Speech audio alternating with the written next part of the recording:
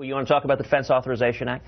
So I have voted against it because when I campaigned for Senate, I promised the people of Texas that I would not support a Defense Authorization Act that has within it language authorizing the indefinite detention of U.S. citizens on U.S. soil. I have supported over and over again with each Defense Authorization Act an amendment that Mike Lee and Dianne Feinstein have done together that would say if you arrest a U.S. citizen on U.S. soil, you're entitled to due process. You're entitled to what the Constitution gives us. And unfortunately, the Senate keeps blocking that amendment. And you're saying that protecting an American who is accused of aiding terrorism is more important than authorizing the use of the military of the United States?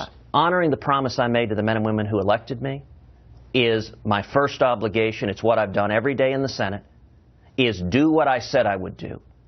And that's more important than authorizing money for the military. And by the way, Chris, the Defense Authorizations Acts, I'm on the Senate Armed Services Committee. Each Defense Authorization Act, I've introduced amendments that have been adopted into that bill. I have worked actively on the Defense Authorization Act. I would like to support it at the end. If they would add the protection for the civil rights of Americans, I would support it in a heartbeat. And I would note, in fact, one amendment that I introduced to the NDAA that passed into law was in December a year ago. It was an amendment mandating that the soldiers murdered at Fort Hood by Nidal Hasan would receive the Purple Heart. And the Obama Pentagon fought tooth and nail against me.